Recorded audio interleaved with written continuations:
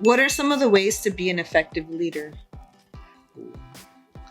Some of the ways that I think of. Some of the ways Has to be, you got to be in it with them. You got to be an effective leader, you got to lead by example.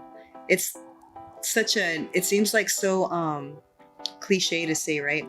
All the time you always hear lead by example, but you really do though, because if you're not the person that's on time, then why do you expect your team to be on time or your staff to be on time? If you're the one who's always running late, then they're going to see that and they're going to think that you're not taking it seriously. So I think leading by example is certainly a way to be an effective leader. Another way to be an effective leader is to do one-on-ones with people and like not just talk to them about work, but just a little bit of like, you know, hey, how's your day? How's everything going? Yeah.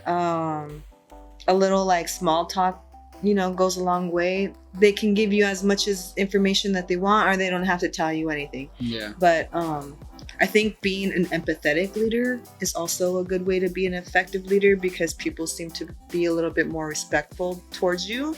And I think they also feel that, well, this is what I know from what my staff sometimes will tell me is just, you know, you're really easy to talk to, or thanks for listening, or yeah, it looks like you really care. It's been a couple of times where I will have staff who's having a bad day outside of work and they come in and they're like not feeling it, or they, you know, I don't know, it's just something's going on outside of work. And usually when they get hired, they're supposed to know everything stays outside, and when you work, you're there to work. Yeah. But if you don't kind of like clear it up at the beginning, then they're going to have like their mind on it the whole time that they're there at work.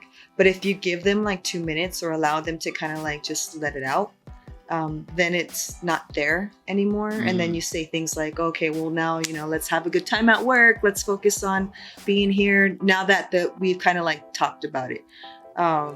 Another way to be an effective leader, I think, is not talking down to people. And it's hard for me. It's hard for me also to think that everyone knows how to do something, and not everybody does know how to do what you ask them, right? And if you look at them, and this has happened to me a couple of times and I'm working on it, I wear my emotions on my sleeve. So if I look at you like, I can't believe you just asked me that question. Like, did you really just ask me that question? They're not gonna feel they're not gonna feel safe. Yeah, they're not gonna feel comfortable. They're gonna feel like you're judging them. And they're gonna be kind of like, you know, their self-esteem goes lower, and then they feel like they can't do the job, or that they can't come to you and ask questions. So you have to be patient with your staff and your people. Not everyone's gonna know how to do something. Yeah. So you gotta be like, okay, I can't assume that you're gonna know how to talk to a customer appropriately.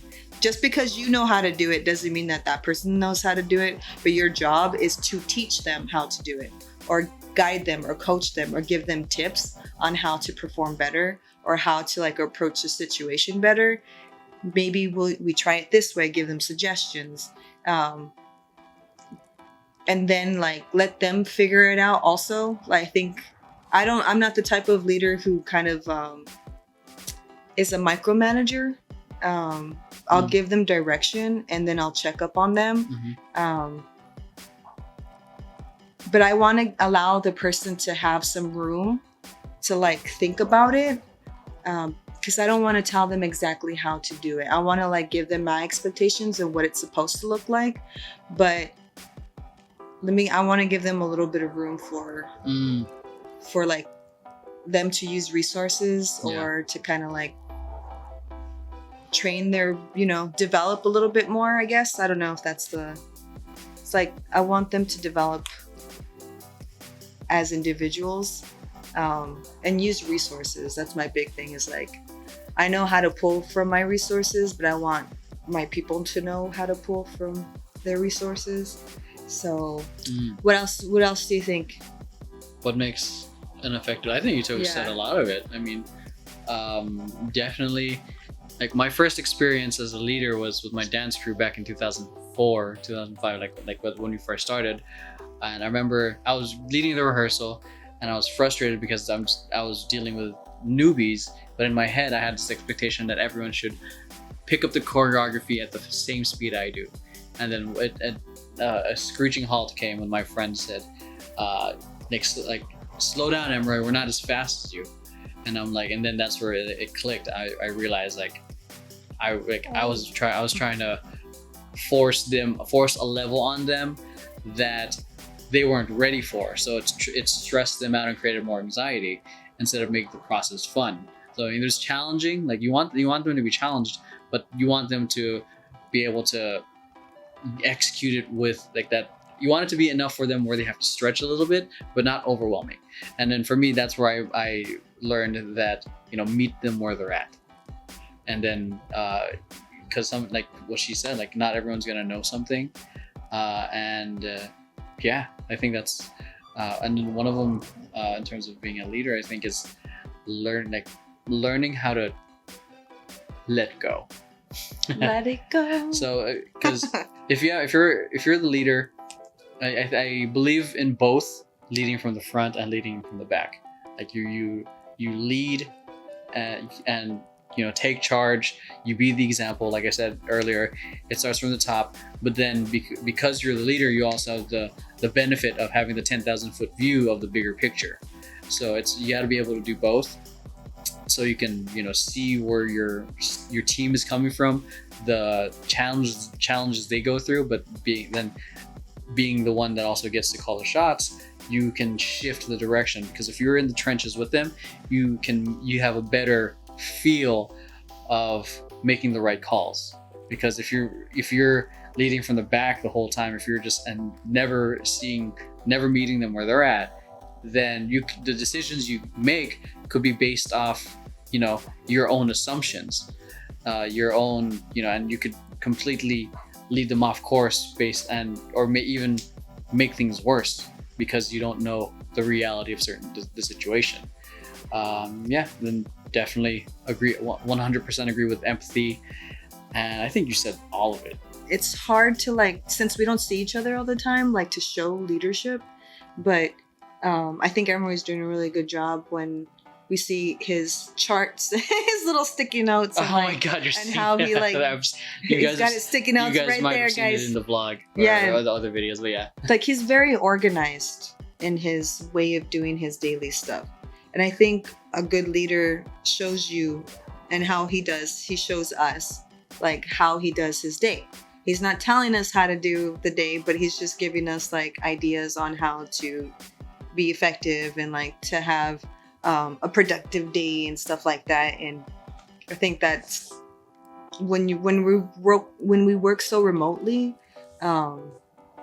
him always being the one that wants to do check-ins and get us on the phones and get us in for meetings, having that person who does the pushing a little bit of that type of thing also makes a really good leader, is the one who takes initiative. So just wanted to say that about, because we're so small. We don't have our own little office where we see each other all the time. Yeah, I think that's been honestly the greatest challenge for VP, is because we don't see each other's face. It's harder to do the team building and chemistry. So it's just a good thing we either know each other from previous experience or that he's dating someone else. No, I was kidding. Well, we got to talk to HR about.